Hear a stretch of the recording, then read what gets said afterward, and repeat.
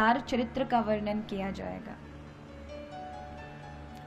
पहले तो समझें कि भगवान अवतार क्यों लेते हैं और अवतार भगवान को लेने की क्या आवश्यकता पड़ी, और दूसरा ये जाने कि अवतार में और हमारे जन्म में क्या अंतर है। क्योंकि हम भी जन्म लेते हैं, हम भी जीवन जीते हैं, हम भी एक दिन मर जाएंगे। भगवान भी जन्म लेते हैं, वो भी हमारी तरह लीला करते हैं और वह भी एक दिन अपनी इस लीला को विराम कर देते हैं। तो फिर हम में और भगवान में क्या अंतर रहा? जो काम भगवान कर रहे हैं वही हम कर रहे हैं, तो फिर हम भगवान को क्यों अवतारी कहा करते हैं कि भाई प्रभु का अवतार हुआ, भगवान राम अवतार में उत्पन्न हुए, प्रभु कृष्ण अवतार बना कर आए।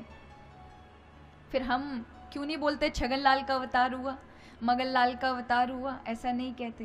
कहते हैं क्या कि रमेश भाई का अवतार हो गया,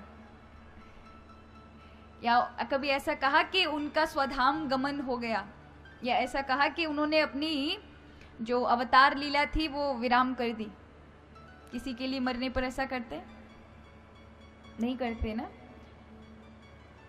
लेकिन भगवान की उसमें क्यों अवतार कहा जाता है? क्योंकि हम में और भगवान के जन्म में बहुत अंतर है। हम वो जीव हैं जो अपने कर्म कर दिए हैं, उनके कारण हमारा अगला जन्म तय है।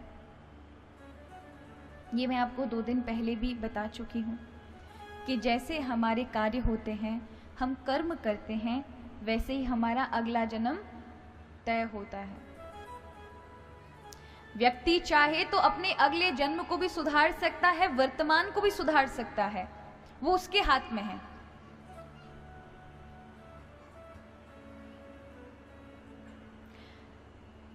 तो हमारा जैसे कार्य होते हैं वैसे ही हमारा अगला जन्म होता है। लेकिन हम अपनी इच्छा से जन्म नहीं ले सकते कि नहीं भैया हमें तो टाटा बिरला के यहाँ पैदा होना है। हो सकते हैं? नहीं। अगर हम ऐसे, हमारी इच्छा नहीं है कि भाई जो सबसे खरबपति हो, अरबपति, करोड़पति हो, टूंडला के अंदर बाके घर पैदा करियो भगवान, ये जबरदस्ती हम तो उनके यहाँ जाएंगे जो सबसे पैसे वाला होगा, उनके यहाँ जन्म लेंगे। तो ऐसी हमारी इच्छा चलने वाली नहीं है भैया। जैसे हमने कार्य किए, कर्म किए, वाक्य अनुरूप ही माता पिता मिलेंगे हमको, वैसे ही लोग मिलेंगे। अब ये नहीं है कि कभी अपने जीवन से दुखी हो जाओ तो सोचो अब बस ये जीवन, कभी कभी आता है ना, ऐसे भी समय आ जाता है, कभी कभी ऐसी परिस्थितियां आगे खड़ी हो जाती है कि इंसान को लगता है, कभी तो वो मुस्कुराता है, वाह मेरे से समान कोई सुखी नहीं, कोई चीज उसे मिल जाए। और कोई चीज अगर ना मिली और दुखी कर गई तो वही कहता है कि ये जीवन से फायदा ही नहीं है, इससे अच्छा होता ये ना होता। दुखों को देखकर, पारिवारिक परिस्थितियों को देखकर, जीवन की परिस्थितियों को देखकर कभी कभी मन में आता है कि मर जाएं, ये जीवन बेकार है, कुछ नहीं है, सब दुख का भंडार है, ऐसा सोचते हैं। लेकिन आपके इतने भर कह लेने से कि मेरी मृत्यु हो जाए, आपकी मौत नहीं आने वाली जब तक कि वहां से नहीं लिखी है।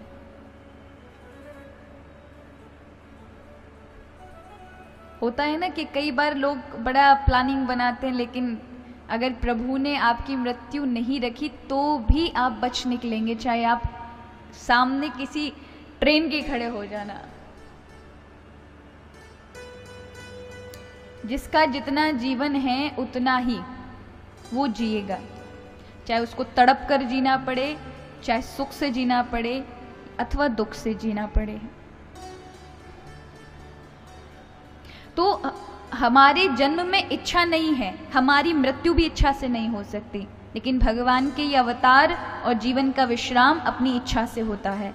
जब वह आते हैं तो शास्त्रों में पहले ही लिख दिया जाता है या पहले ही उद्घोषणा हो जाती है, जब पृथ्वी बार बार भगवान के पास जाती है अवतारों के समय, कि प्रभु अब आइए, बहुत अधर्म बढ़ गया, आप धर्म की स्थापना करने के लिए आते हैं, मुझ पर बहुत अधर्म हो रहा है, अब आप अवतार लेकर आए।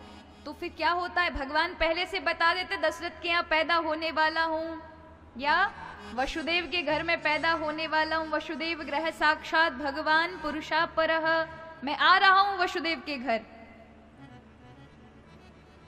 कब कह दिया था? जब देवकी का बेचारी का जन्म भी नहीं हुआ था, तब कह दिया था महाराज कि तुम सब देवता जाकर के जन्म लो, मेरा अवतार होने वाला है। और जब लीला को विराम करना होता है तब प्रभु जब मन में ठान ले कि अब लीला विराम, उसी समय लीला विराम हो जाती है, विश्राम कर जाती है। हम जो जीवन जीते इसमें हमारी इच्छा नहीं है, क्योंकि चाहते तो हम बहुत कुछ है, लेकिन वो चाहना सारा का सारा हमारा पूरा नहीं होता, क्योंकि यहाँ कर्म शक्ति का बड़ा प्रबलता है कि आप जो कार्य करेंगे वही आपको प्राप्त होगा। लेकिन हाँ, ये प्रकृति आपका सहयोग देती है यदि आपका विचार किसी एक लक्ष्य पर हो।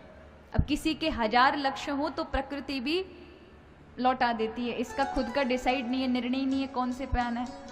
अब होता है ना, कभी आपको कहीं किसी, अब यहाँ लौकिक संसार में भी अगर आप देखें, अगर किसी को अपना ट्रांसफर कराना है कहीं पर, तबादला करवाना है, तो किसी मंत्री को जानता होगा तो अपना लेटर लेकर जाएगा और कहेगा कि साहब मुझे यहाँ अच्छा नहीं लग रहा, तो आप मेरा कहीं भी तबादला कर दीजिए। वो पूछे कौन सी जगह करूं, तो कि नहीं आपकी अच्छी, जो भी आपकी मन की मर्जी हो वहां कर देना। अब तो बेचारा आदमी फंस जाएगा ना, कौन सी जगह इसको पसंद है। अगर वो सीधा सीधा कह दे महाराज मैं पानीपत का रहने वाला हूं या मैं टूंडला का रहने वाला हूं, मुझे वहीं भेज दो, वहीं मेरे घर के वहां पर ही हो जाए, तो उसको बस एक कलम लगानी पड़ेगी और तुरंत आपका तबादला भी हो जाए। लेकिन जब आप ऐसे असमंजस में छोड़ कर आएंगे ना महाराज, वो आपके ऊपर, तो वो सोचता है कि ठीक है देखेंगे, चलो रख जाओ, मन से सोच कर बताएंगे कहाँ करना है, तो फिर आप खिसक जाओगे, आपका लक्ष्य प्राप्त नहीं होगा आपको।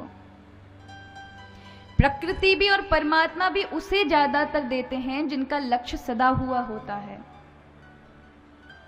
जिन्होंने अपना एक बना रखा है कि हाँ हमें यहाँ ये प्राप्त करना है, हमें इस राह पर चलना है, जिसकी अनेकों राह है, उसका तो ये प्रकृति और ये परमात्मा भी साथ नहीं देते, इसलिए दुखी होते हैं हम।